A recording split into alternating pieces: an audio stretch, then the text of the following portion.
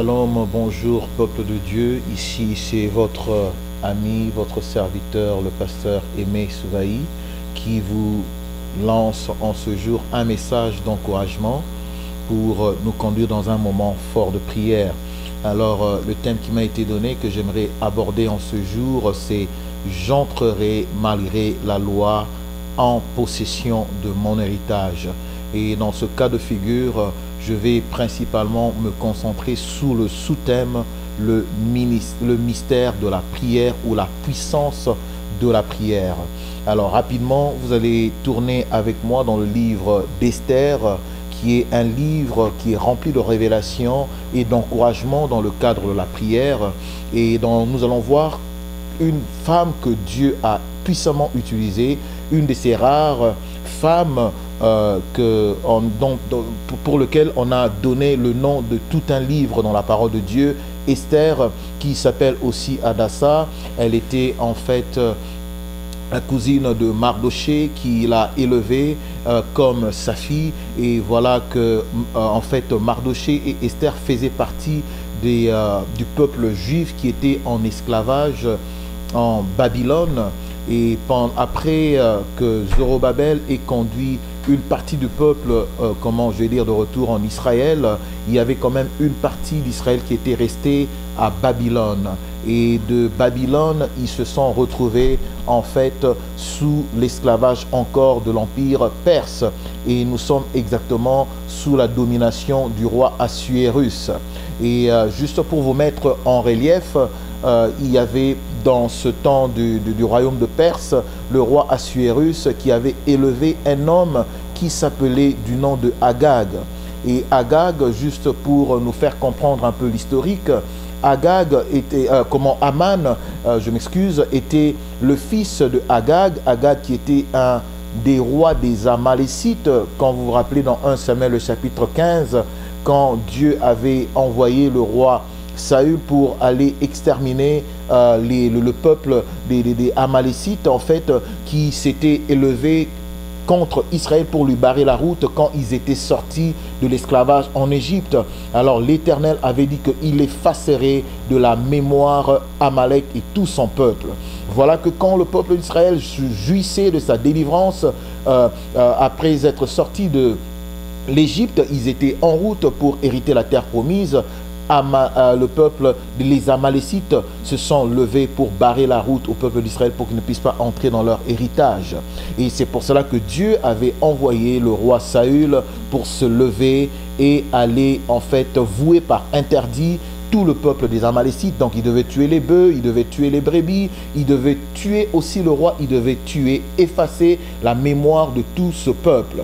Et alors, comme vous le savez, par désobéissance, le roi Saül n'avait pas fait exactement ce que Dieu lui avait demandé. Et le prophète Samuel est venu le voir pour dire qu'à cause de ton obéissance, Dieu va t'arracher le royaume des cieux. Que Dieu puisse nous faire grâce, que dans ces temps de la fin, nous puissions réellement avoir dans nos églises des hommes et des femmes qui craignent Dieu, afin de ne pas donner accès au diable et de renforcer notre capacité d'exaucement pendant que nous apprêtons dans un temps de prière. Et voilà, le prophète Samuel est arrivé et il a voué par interdit tout ce que le roi Saül n'avait pas fait, et il a tué tout le peuple des Amalécites. Et donc ici dans ce cas de figure, nous voyons que Aman était le fils de Agag, Agag qui était un des rois des Amalécites.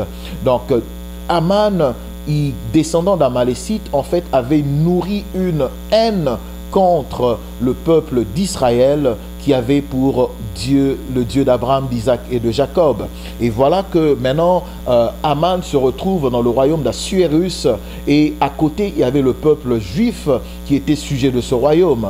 Bien-aimés, la parole de Dieu nous dit que Dieu a élevé Esther au rang de reine après que la reine Vasti était déchue de sa position de reine parce qu'elle avait refusé de montrer sa beauté au peuple, ce qui était de coutume dans ce temps-là. La la reine, comment Dieu a élevé Esther, bien-aimée, dans la royauté. Ma prière est que Dieu puisse élever une personne qui m'entend dans ce message et qui se prépare dans ce temps de prière, que Dieu puisse te lever au niveau de royauté, que l'onction de la royauté puisse vraiment être une portion de ta vie. Alors, voilà que le roi, la reine Esther est allé, comment je vais dire, étant dans le palais du roi, bien-aimé, le peuple, il y avait un plan que Aman avait préparé pour exterminer le peuple juif.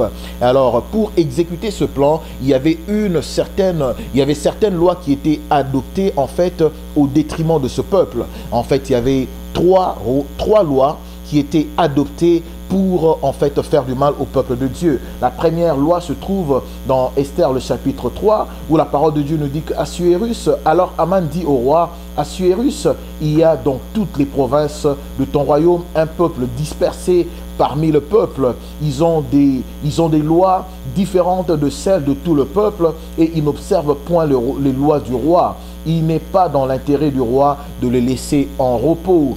Il a dit, si le roi le trouve bon, qu'on écrive l'ordre de les faire périr. Si le roi le trouve bon, qu'on écrive l'ordre de le faire périr. La deuxième loi, bien-aimée, nous la trouvons toujours dans Esther, le chapitre 3, le verset 2, où la parole de Dieu nous dit, tous les serviteurs du roi qui se tenaient à la porte du roi fléchissaient les genoux et se prosternaient devant Aman. Donc Aman avait fait une première loi pour que tout le monde puisse fléchir les genoux devant lui. La parole de Dieu nous dit que nous ne fléchirons le genou devant aucun autre Dieu et que nous ne pouvons adorer que l'Éternel Dieu des armées parce qu'à lui seul appartient l'adoration, la gloire, la louange et la puissance. La deuxième loi était, bien aimé, de faire périr le peuple d'Israël à cause de leur religion, à cause de leur pratique, parce que leur coutume était différente du roi Assuérus qui régnait en ce temps-là. La troisième loi, où nous allons beaucoup plus élaborer, c'était la loi qui interdisait à toute personne l'entrée dans la cour du roi sans que le roi ne l'ait invité. Et alors, pendant que Mardoché, le frère de Esther, était au courant du plan que Aman faisait pour exterminer le peuple de Dieu, bien-aimé, il a fait adopter des lois, Aman, comme je vous ai dit, pour exterminer le peuple de Dieu. Une loi, bien-aimé, est une obligation qui est mise sous forme écrite pour faire du mal à quelqu'un. Donc, les personnes qui sont sous une loi n'ont pas de choix que d'exécuter une loi qui est établie. Et dans ce cas de figure, il y avait une loi qui devait faire périr le peuple d'Israël, bien-aimé. C'est triste d'observer que, bien-aimé, il y a des lois qui régissent les domaines socio-culturels dans lesquels nous vivons. Il y a des lois qui régissent des nations. Il y a des lois qui régissent des familles. Il y a des lois qui régissent les couples. Il y a des lois qui régissent les finances d'une personne. Il n'est pas normal que dans une famille de plusieurs personnes, que les gens ne puissent pas être en mesure d'émerger. Il n'est pas normal que dans une famille de plusieurs filles, bien-aimées, que personne ne puisse être en mesure de se marier. Il n'est pas normal que, bien-aimé, une fille normale, craignant Dieu, bien-aimé, ne puisse pas être en mesure de ne pas concevoir, de ne pas avoir, de ne pas être en mesure d'avoir des enfants. Bien-aimé, il y a des lois qui régissent les gens d'une manière ou d'une autre. C'est pour cela que nous nous préparons dans ce temps de prière pour encourager une femme à dire que j'entrerai malgré la loi. Et voici que Esther, bien-aimée, pendant qu'elle s'apprêtait à entrer pour voir le roi, elle savait qu'il y avait une loi qui pesait contre elle. Il y a des lois, bien-aimées, comme je l'ai dit, qui sont établies pour faire du mal au peuple de Dieu, aux élus de Dieu. Donc, dans ce cas de figure, Esther devait aller voir le roi pour demander la faveur du roi et aussi pour exposer le plan démoniaque et satanique que Aman avait contre le peuple de Dieu. Mais pour qu'une loi puisse changer, bien-aimé, laissez-moi vous dire qu'on a besoin d'une autre loi. Pour qu'un hôtel puisse être renversé, on a besoin de bâtir un autre hôtel, bien-aimé. Pour que, une règle puisse changer, on a besoin d'une autre règle. Dans ce cas de figure, il y avait une loi qui interdisait à Esther d'entrer dans la cour du roi. Elle était la femme du roi, mais il y avait une loi qui l'interdisait de voir son mari quand elle le voulait. Bien-aimé, ma prière est que Dieu puisse te bénir, que tu puisses jouir totalement de ton couple, de ton mariage, de ta famille, des finances, de ce que Dieu a mis à ta disposition. Ma prière est que Dieu puisse te bénir, que malgré toutes les lois socio-culturelles de la société où tu te trouves, les lois des familles, Aman représente aussi cette figure de personne qui exerce une influence satanique et démoniaque dans les familles, qui devient en fait une forteresse qui empêche aux gens d'émerger et d'aller de l'avant. Mais bien aimé, laissez-moi vous dire que malgré toute loi, bien aimé, il y a une loi qui existe au-dessus de la loi. C'est la loi de l'esprit c'est la loi de l'esprit en Jésus-Christ. La parole de Dieu nous dit qu'il n'y a plus de condamnation pour ceux qui sont en Christ. Mais pour qu'une loi puisse être annulée, on a besoin d'adopter une loi qui va venir annuler cette loi. Alors Esther est entrée.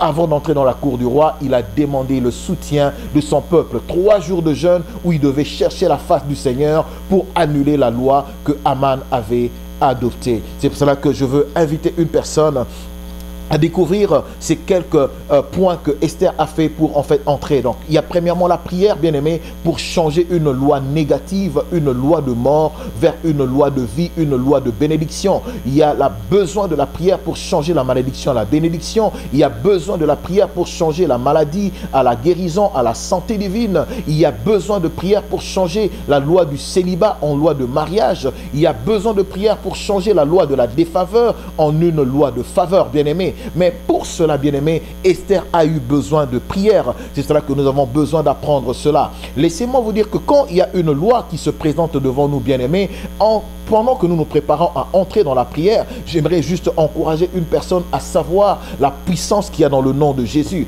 J'aime ce que Paul a dit aux chrétiens de Philippe. Il a dit, c'est pourquoi aussi Dieu l'a souverainement élevé en parlant du Seigneur Jésus-Christ. Et il lui a donné le nom qui est au-dessus de tout nom. Jésus-Christ a le nom qui est élevé au-dessus de tous les noms. Il n'y a pas, bien aimé, personne ne peut être en mesure de changer une loi satanique et démoniaque sans pour autant connaître la puissance qu'il y a dans le nom de Jésus. C'est à cause de la puissance qu'on a dans le nom de Jésus que l'on peut changer la malédiction en bénédiction, qu'on peut changer la maladie en guérison, qu'on peut changer le chômage, bien aimé, en travail, qu'on peut changer la précarité, la pauvreté en prospérité. C'est pour cela que, bien aimé, Dieu nous a donné le nom qui est élevé au-dessus de tous les noms. La parole de Dieu nous dit qu'il n'y a aucun autre nom qui nous a été donné dans le ciel, sur la terre, par lequel nous pouvons être sauvés, si c'est dans le nom de Jésus. J'aime ce que Job a dit dans le chapitre 5 de Job, le verset 12. Job dit que l'Éternel anéantit le projet des rusés.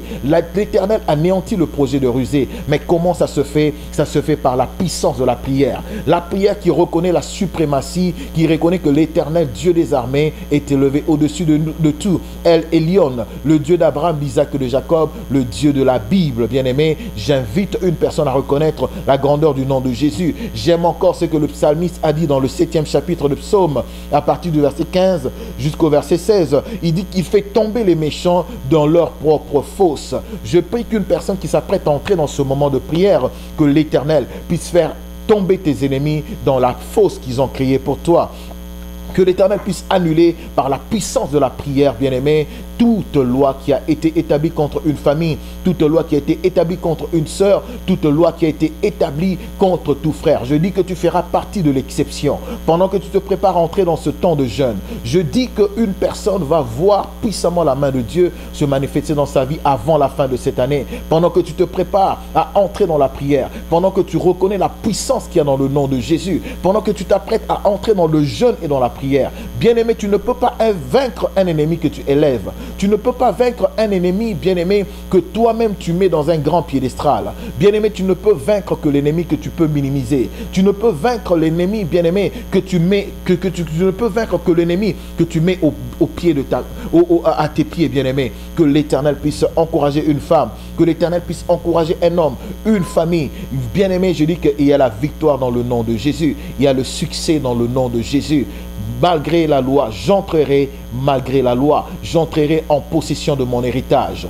2020 est pour toi. Tes bénédictions de 2020 n'iront pas en 2021. Pendant que tu reconnais la suprématie, pendant que tu reconnais la suprématie du nom de Jésus, pendant que tu reconnais que Jésus-Christ est élevé au-dessus de tous les ennemis de ta vie, pendant que tu reconnais que Jésus-Christ est élevé au-dessus de toutes tes attaques, au-dessus de l'homme fort de ta famille. Aman est tombé dans son propre piège et Mardoché a été honoré. Je prie que l'Éternel puisse t'honorer et que tes ennemis qui ont dressé une fosse contre toi, qui puissent tomber eux-mêmes dans leur fosse et que leur projet ne puisse pas réussir.